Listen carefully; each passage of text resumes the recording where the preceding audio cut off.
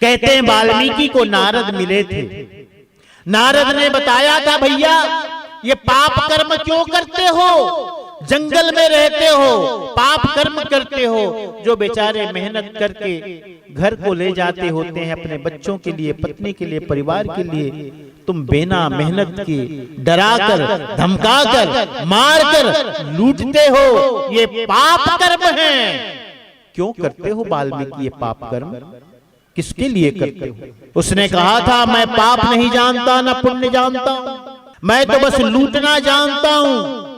नारद ने कहा था, तुम डरपोक हो, तुम डरपोक हो, डरते हो, समाज से डरते हो, तुम लोगों से, प्रजा से डरते हो, डरते हो इसलिए जंगल में रहते हो। रत्नाकर नाम था उसका। रत्नाकर डाकू ने कहा, न मैं काल से डरता हूं, न कलंक से डरता हूं, किसी बात से मैं नहीं डरता। नारद ने समझाया, अगर डरते नहीं तो जंगल में रहते क्यों हो? बातें बहुत है, कथा बहुत है। अंत में क्या कहा? अंत में क्या कहा नारद ने? क्योंकि उसे समझ में आ गई बात। किसको? रत्नाकर डाकू को। वाल्मीकि का नाम, पहले का नाम रत्नाकर था। रत्नाकर को नारद ने समझाया, रत्नाकर ये जो तुम काम करते हो ना, लूटने का, मारने का, लोगों का वध करते हो, ये सब पाप कर्म है। किसके लिए करते हो? रत्नाकर ने कहा था, मेरा परिवार है, पत्नी है, बाल बच्चे हैं, पिता है। तो एक बात पूछना उनसे, परिवार से, यह जो तुम पाप कर्म करते हो इसके हिस्सेदार वे भी है कि तुम अकेले हो? रत्नाकर ने कहा था, अगर मैं किसी को लूट करके, छीन करके, कैसे भी करके, पाप कर्म करके, जैसा तुम कहते हो कि ये पाप कर्म है, यदि ये पाप कर्म है तो पाप कर्म करके ले भी जाता हूं तो उसे तो सब मिल बांट के खाते हैं। पत्नी भी खाती है, पिता भी खाते हैं, बच्चे भी खाते हैं। जो पैसे ले जाता हूं उस पैसे से कपड़े वस्त्र खरीदता हूं, पत्नी भी पहनती है, पिता भी पहनते हैं, सब पहनते हैं, तो क्यों ना हिस्सेदार होंगे? नारद ने कहा कि, क्या कहा नारद ने? प्रत्यक्ष को प्रमाण की क्या जरूरत है, तुम जाओ ना, पूछ के आओ। वह रत्नाकर अपने घर गया और पूछा था, जो मैं कर्म करके लाता हूं, पाप कर्म करके, उसके तुम हिस्सेदार हो? पत्नी से पूछा, पिता से पूछा, सबसे पूछा, सब ने एक स्वर में मना कर दिया कि हम कुछ भी नहीं जानते। पत्नी ने कहा, तुम पति हो, पालन पोषण करने का तुमने मुझे वचन दिया था जब विवाह के बंधन में हम बंधे थे, मुझे क्या पता तुम कैसे लाते हो, कहां से लाते? पिता ने कहा, देखो बेटा, पुत्र अंतिम समय में पिता का सहारा होता है। हाँ, मैंने तुम्हारा पालन पोषण किया, तुम जब मेरे पुत्र थे, आज मैं तुम्हारे पुत्र की भांति हो गया, अब मैं तुम्हारा बेटा बन गया, तुम्हारा धर्म है तुम मेरा पालन पोषण करो। मुझे क्या पता तुम कहां से लाते हो, कैसे लाते हो, पाप कर्म करके लाते कि पुण्य कर्म करके लाते, कमा के लाते, कड़ी मेहनत करके लाते हो कि छीन करके लाते हो, लूट के लाते हो, मुझे क्या पता। उसे आज ज्ञान हो गया। रत्नाकर को वापस आया नारद के पास। नारद ने देखते ही कहा था, तुम अपने साथियों से कहा था ना, किस पर नजर रखना, मैं उधर गया, इधर कहीं भाग न जाए। ये नारद बड़ा होशियार मालूम पड़ता है, ये बड़ा चालाक मालूम पड़ता है, ख्याल रखना। देखो तुम्हारा कोई भी साथी नहीं है, सब छोड़कर चले गए, मुझे अकेला छोड़ करके चले गए। रत्नाकर वापस नारद के पास जब आया, रत्नाकर उसके पैरों में गिर पड़ा। पैरों में गिर करके उसने भी कहा, नारद जी, नारद अकेले तुम ही अकेले नहीं हुए, आज मैं भी अकेला हो गया, मैं भी अकेला हूं। क्यों? सबने कह दिया कि हमें क्या पता तुम कैसे कमाते हो, हम इसके लिए जिम्मेदार नहीं हैं। हाँ, हम इसके लिए कोई जिम्मेदार नहीं है। सब ने अपनी जिम्मेदारी लेने से मना कर दिया। आज मैं भी अकेला हो गया, तुम ही अकेले नहीं हुए, मैं भी अकेला हो गया। हाँ, तो अंत में उस रत्नाकर ने पूछा था, ठीक है तुम कहते हो ये पाप कर्म है, तो इस पाप कर्म से उबरने का कोई उपाय है कोई उपाय? उसने कहा हाँ उपाय भी है, राम का सुमिरन करो, राम का सुमिरन। राम का सुमिरन का मतलब क्या है? राम का सुमिरन का मतलब स्मरण। राम का सुमिरन का मतलब है राम राम राम राम लेकर माला में सुमरना नहीं है।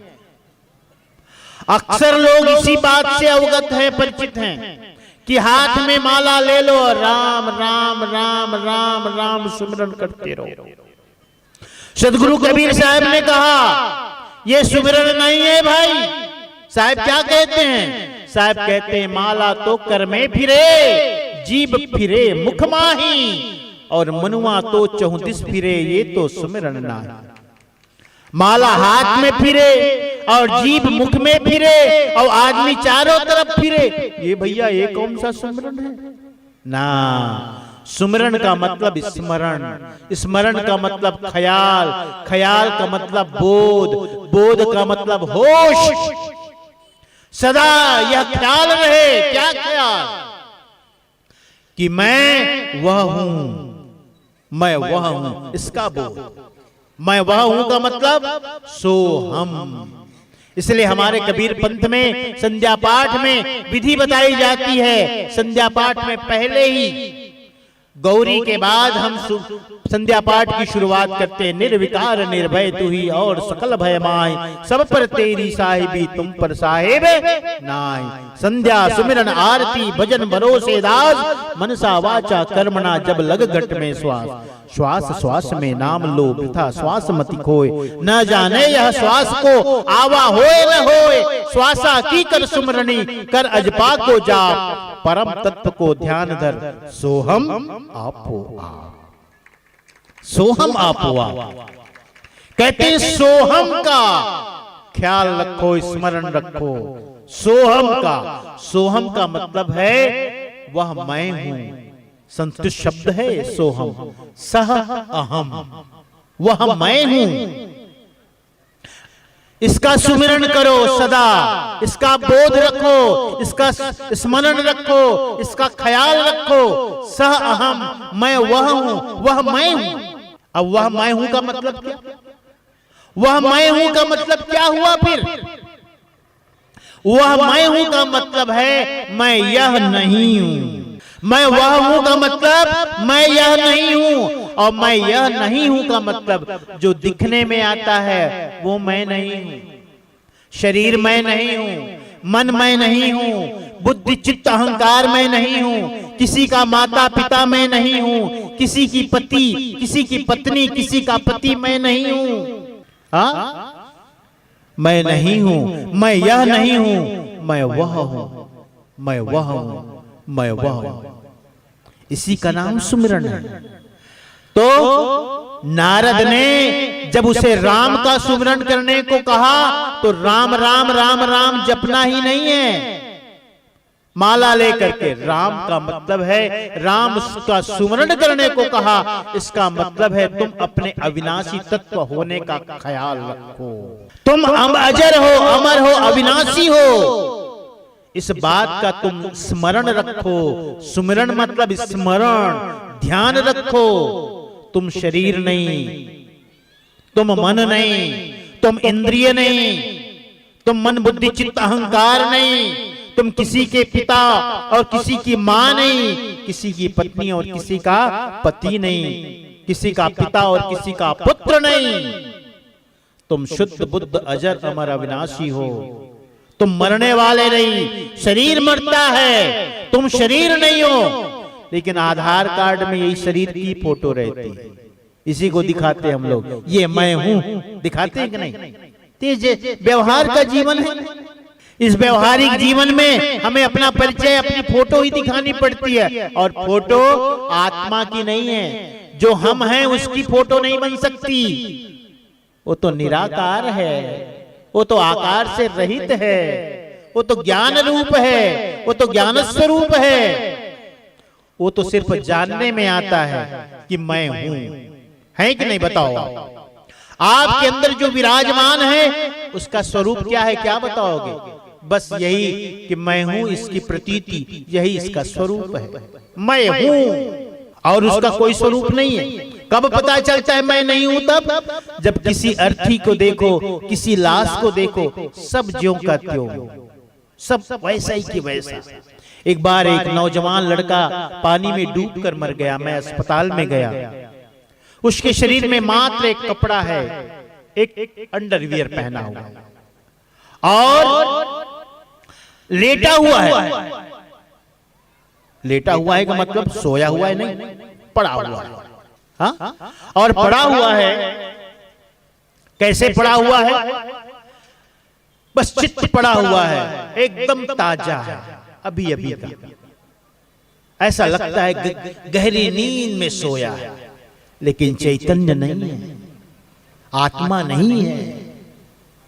अब वो लाश हो गया, शिव नहीं है, क्योंकि ई निकल गया, अब शव बन गया, शव बन गया है, लाश है, अर्थी है, मुर्दा है, सब कुछ वही का वही है। सारे शरीर के अंग ज्यों के त्यों हैं, कहीं कोई घट बढ़ नहीं है। बस वो नहीं है जो हम हैं, और जिसके कारण से वो अर्थी बन गया, वह नवयुवक लाश बन गया। तो सदगुरु कहते हैं वही तुम हो, उसी का ध्यान रखो, उसी का ख्याल रखो, उसी का ख्याल रखो प्यारे हंसजनों। तो साहब क्या कहते हैं? बहुत दुख दुख दुख की खानी, तब बची हो जब नाम ही जानी। उस अविनाशी तत्व को जानो कि तुम वही हो, जो विनाशमान है, परिवर्तनशील है, जो बदलने वाला है, तुम नहीं हो। शरीर बदलने वाला है, तुम नहीं हो। रिश्ते संबंध बदलने वाले हैं, तुम नहीं हो। वो तुम नहीं हो, तुम वही हो। और याद रखना, ये जो चैतन्य हम शरीर को मानते ये मेरा स्वरूप है, अरे ऐसे स्वरूप कितने मिले हमको। कितने बार हम मनुष्य की योनि में आए, कभी अमीर बने, कभी गरीब बने, कभी ब्राह्मण बने, कभी शूद्र बने, कभी राजा बने, कभी रंक बने, कभी किसान बने, कभी बिजनेसमैन बने, व्यापारी बने, कभी स्त्री बने, कभी पुरुष बने। ये तो सिर्फ खोल बदलती रही, खोल यानी शरीर बदलता रहा। आप वही के वही हो प्यारे हंसजनों। तो ये मत समझना जो शरीर अभी मिला है उससे तुम मोह करो, इसी को देहाशक्ति कहते हैं।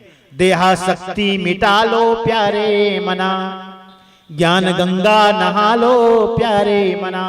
देहाशक्ति, शरीर के प्रति आसक्ति रखो। ये मेरा शरीर है, क्यों? क्योंकि शरीर से ही भोग है, इसलिए शरीर के प्रति आसक्ति है। अब 80 साल में भी कोई कोई माताएं कहती, कोई बात है माता जी, सब ठीक है, अच्छा है, सब ठीक है साहब, लेकिन अब दिखाई नहीं पड़े। कत्ती कला देख दे, 80 साल हो गए, 90 साल हो गए, काला देखते भाई, देख तो डरे।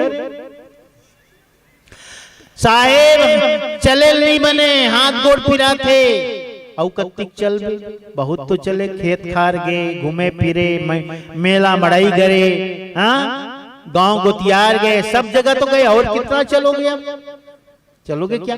हाँ सोचो आप, ये शरीर है, धीरे धीरे बदल जाता है, ये जीर्ण शीर्ण होने लगता है प्यारे हंसजनों। तो सदगुरु कहते हैं जो उसे जान लेता है फिर उसके जीवन में दुख नहीं।